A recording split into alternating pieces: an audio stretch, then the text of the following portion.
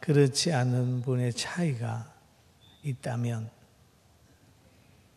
농부는 박씨를 들고도 이 씨가 성장해서 어떤 모양의 열매를 맺을 것이라는 걸 예측을 알고 있어요. 그러나 도시에서 자란 분들은 그 씨를 심고 난 후에 오랜 기다림이 있은 후에 열매를 보면서 이 씨가 호박이구나, 수박이구나, 아니면 어떤 거구나 하는 걸 알게 되는 거죠. 그래서 오늘 설교 제목에 보면 세상을 이긴 사람인데, 이긴 사람은 세상에 이기는 것을 본 분이 이겼다고 얘기를 하지요. 예수님을 우리 생각해 보면 항상 진자의 모습으로 보여져요. 어디 가면 핍박받지요? 잡혀가셨지요? 신문당하셨지요? 십자가 지셨지요? 최후에 십자가에서 운명하시는 걸 보면 주님 실패한 사람의 모습으로 보여진단 말이에요. 그런데 이겼다고 말할 수 있는 사람은 누구냐 하면 부활의 신앙을 가진 사람이래야 이겼다고 말할 수 있어요. 믿습니까?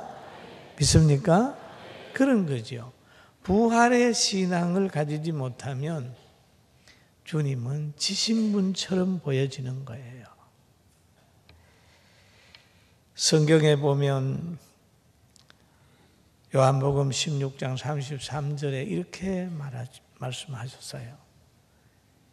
이것을 너희에게 이르는 것은 너희로 내 안에서 평안을 누리게 하려 함이라. 세상에서는 너희가 환난을 당하나 담대하라. 내가 세상을 이기었노라 라고 말씀하셨어요. 그럼 예수님은 세상을 이겼어요. 예수님의 마음은 세상을 이긴 마음이요, 그의 능력도 세상을 이기고 그의 능력도 세상을 이기는 능력과 사랑을 가지고 계신 분이 예수님이십니다. 그래서 예수님께서 이제 세상을 떠날 때가 됐습니다. 온전히 이기는 시간이 오게 된 거예요. 그래서 사랑하는 제자들을 쭉 둘러 앉혀놓고 하신 말씀이 있습니다.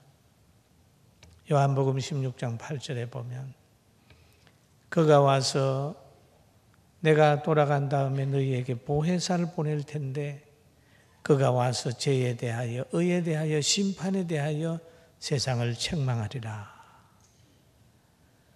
죄에 대하여라 함은 그들이 나를 믿지 아니하며 의에 대하여라 함은 내가 아버지께로 가니 너희가 다시 나를 보지 못하며 심판에 대하여라 함은 이 세상 임금이 심판을 받았음이라 라는 말씀입니다. 그 성령님이 오셔서 또 보혜사 성령님이 오셔서 하신 사역 보면은 세 가지잖아요. 죄에 대하여, 의에 대하여, 심판에 대하여라고 했습니다. 그런데 사람이 제일 듣기 싫은 말이 있어요. 그건 뭐냐? 너 죄인이야. 너 죄 졌어. 그래 보세요. 여러분 벌떡 뛰죠. 내가 무슨 죄 졌냐? 그런데 너 거룩하게 살아야 돼. 내가 꼭 그렇게 살아야 될까? 너 심판받을 거야.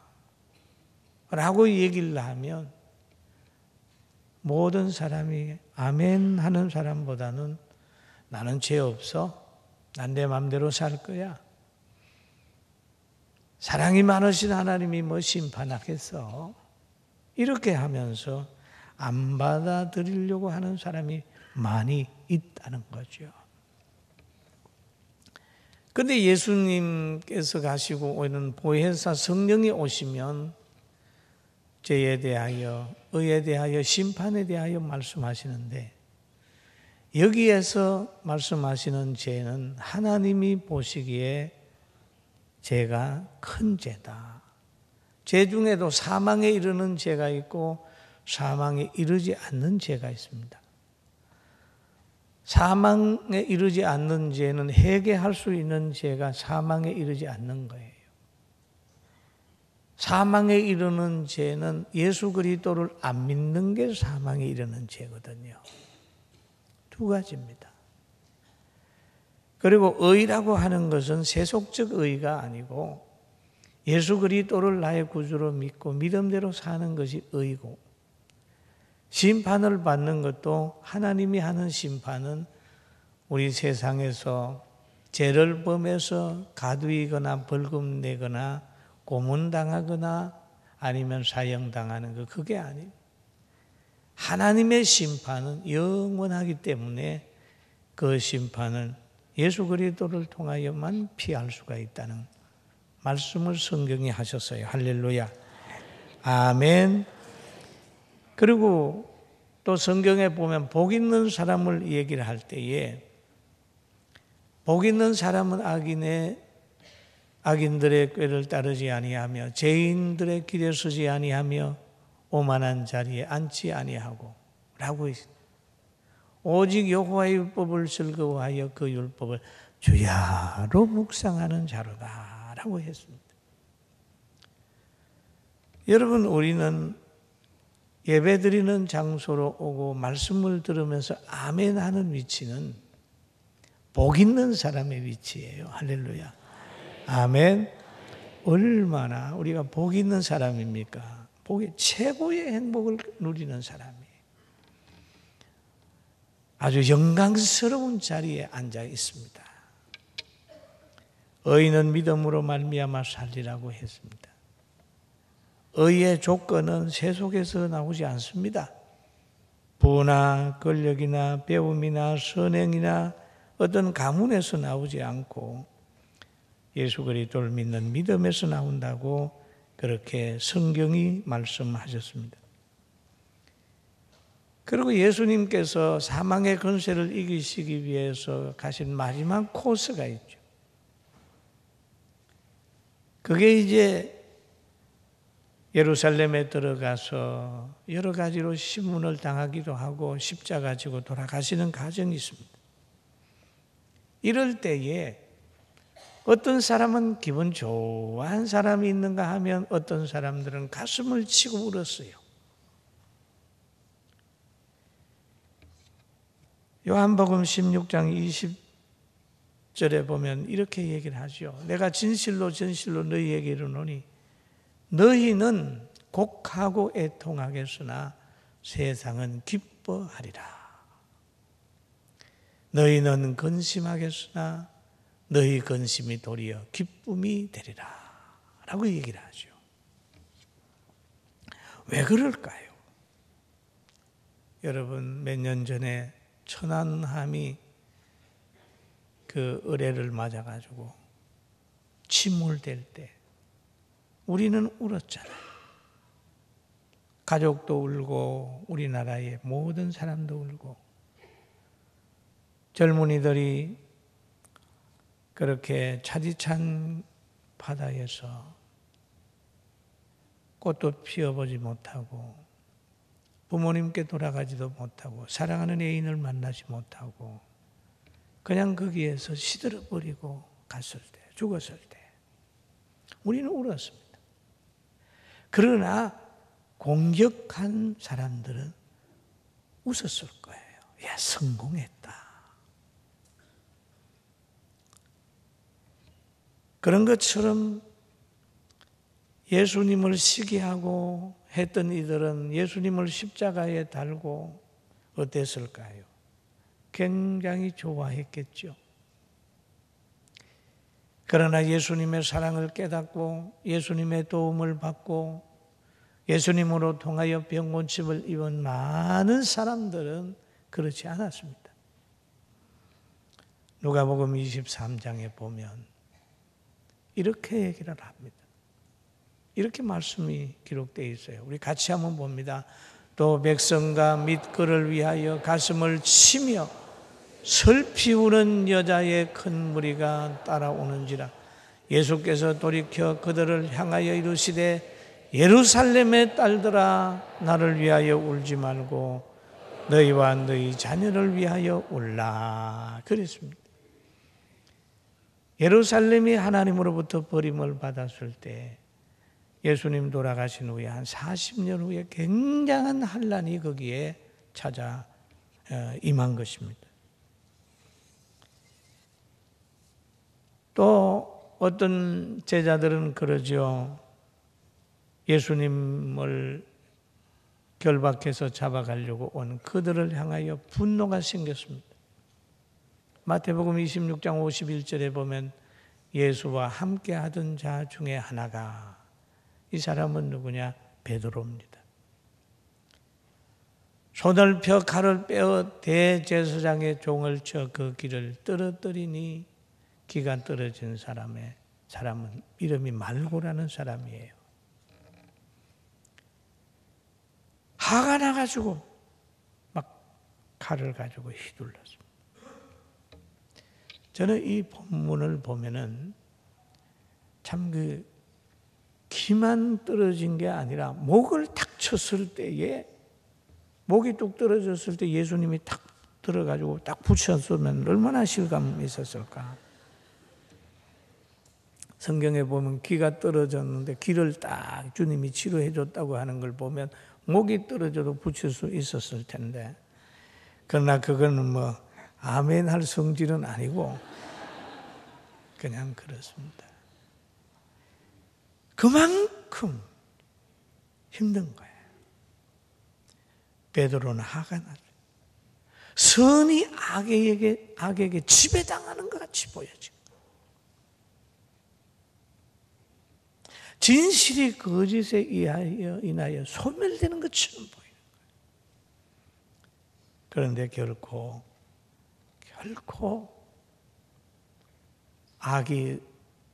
선이 악에게 지지 않습니다. 할렐루야. 선은 이기게 돼 있어요. 그리고 예수님께서 이 말씀 저 말씀으로 제자들에게 말씀을 하게 되니까 제자들이 이런 반응을 보여요. 우리가 지금에야 라는 말씀을 합니다. 지금에야 주께서 모든 것을 아시고 또 사람들의 물음을 기다리시지 않는 줄 아나이다. 이로써 하나님께로부터 나오심을 우리가 믿사옵니다. 그런 말이죠. 모든 것을 지금이사라는 말. 지금이사. 주께서 모든 것을 아시는 줄로 믿었습니다.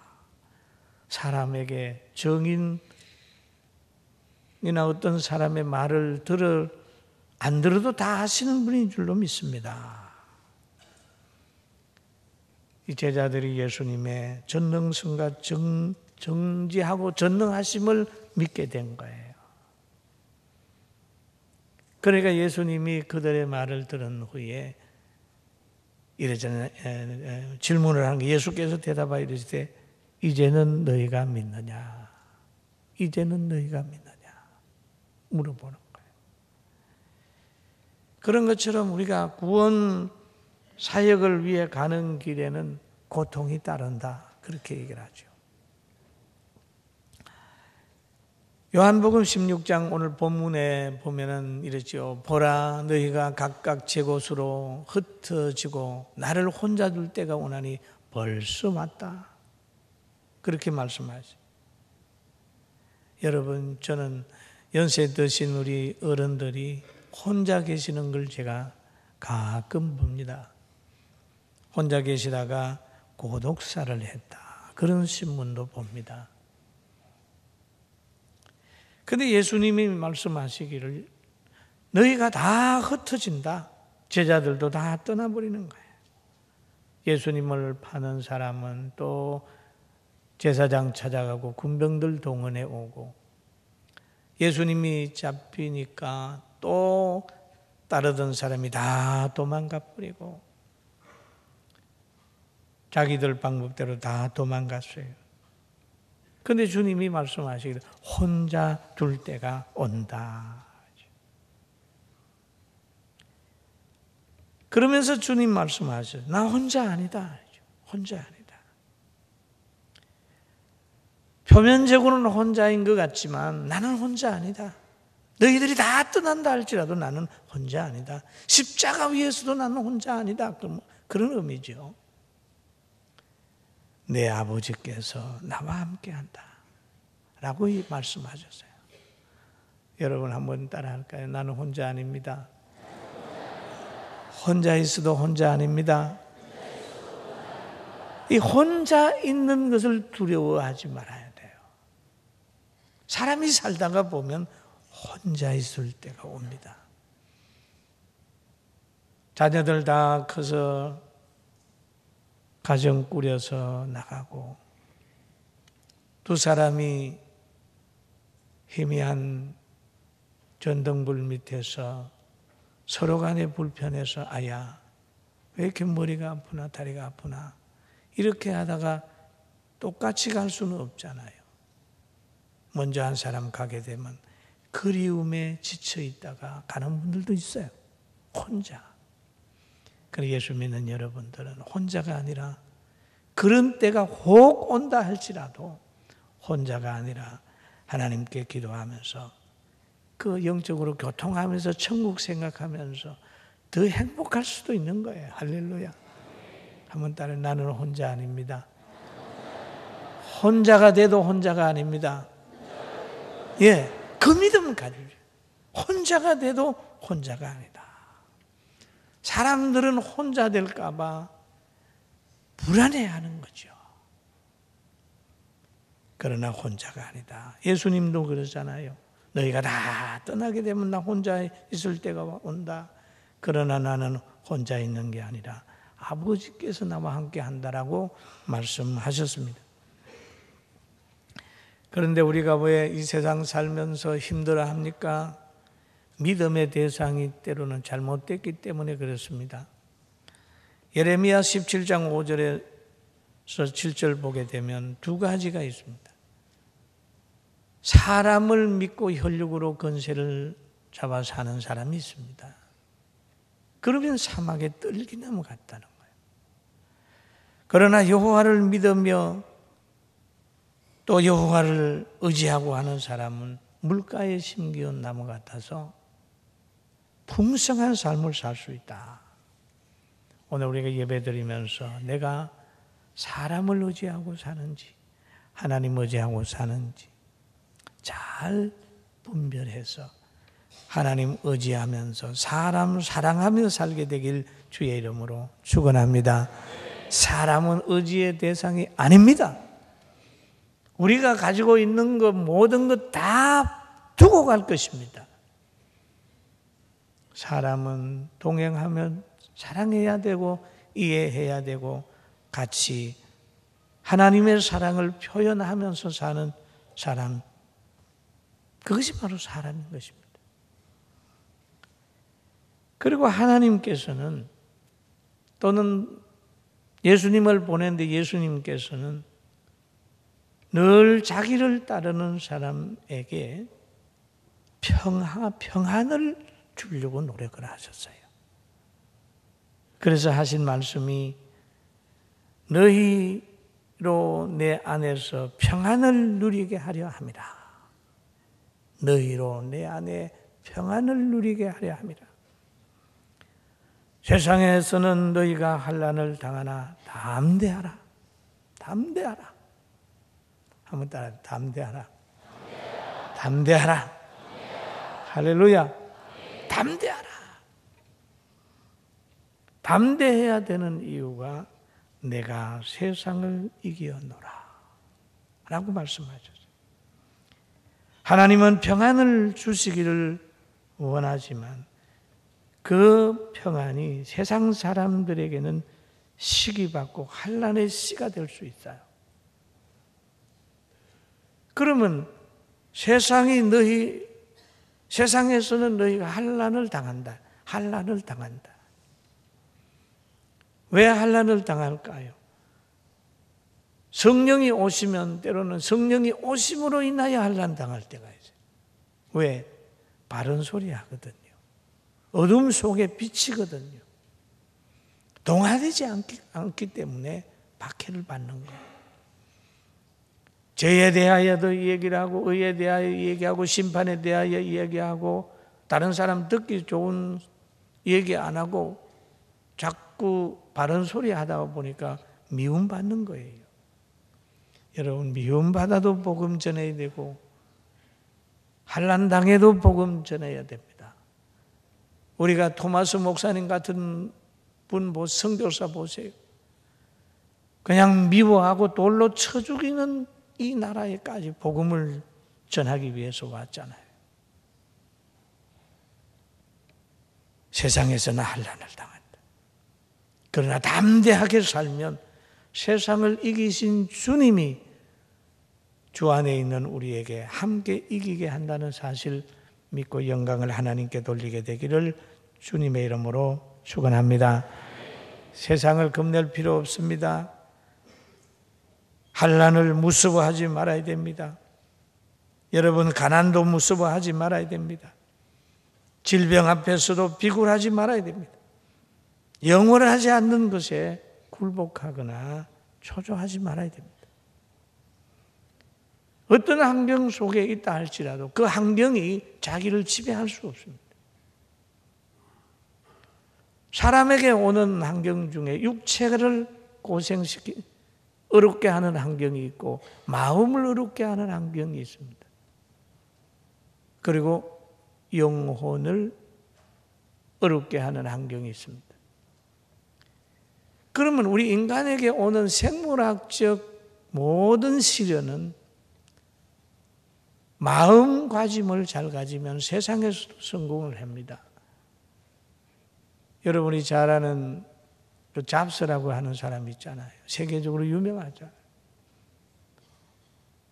그는 자기 아버지에게서 배척을 당하게 되고 다른 곳에 입양을 가가지고 살았지만은 그는 세계적인 사람이 됐잖아요. 그 외에도 수없이 많은 사람들이 있어요. 환경 때문에 좌절하지 말고 하늘에 계신 하나님 의지하면서 환경을 이겨가게 되기를 주님의 이름으로 축원합니다. 할렐루야. 그리고 담대하라라고 말씀을 했는데 하나님께서 모세에게도 그런 말씀을 했어요. 모세야, 겁내지 마. 바로 겁내지 마. 애굽 모든 군대 겁내지 마. 그렇게 하신 하나님께서 모세의 시종 여호수아에게, 여호수아가 이스라엘의 영도자, 지도자로 세워질 때 가장 먼저 한 말이 있습니다. 내가 모세와 함께 한 것 같이 너와 함께 있을게. 그리고 그럴 테니 너는 담대해. 담대해. 우리 한번 그 구절 읽어볼까요? 여호수아 1장 5절에서 7절 한번 봅니다. 시작. 내 평생에 너를 능히 대적할 자가 없으리니 내가 모세와 함께 있던 것과 같이 너와 함께 있을 것입니다. 내가 너를 떠나지 아니하며 버리지 아니하리니 강하고 담대하라.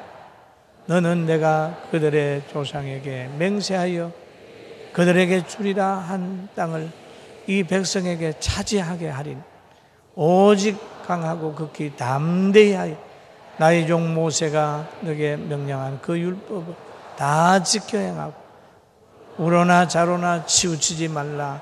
그리하면 어디로 가든지 형통하리니. 할렐루야. 아멘. 이김을 약속했습니다. 승리를 약속했었습니다.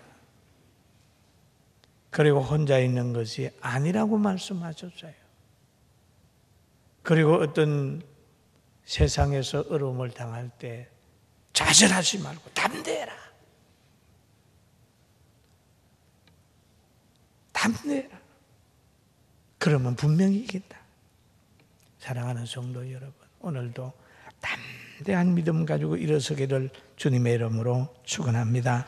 축원합니다. 담대할 수 있는 사람은 누가 할 수 있나요? 성령의 사람이 할 수 있습니다. 성령의 사람은 어떻게 되나요? 기도하고 회개하는 사람이 성령을 받을 수 있어요. 보혜사 성령이 오셔야 세상을 이길 수 있고 여러분 자신도 이길 수 있습니다.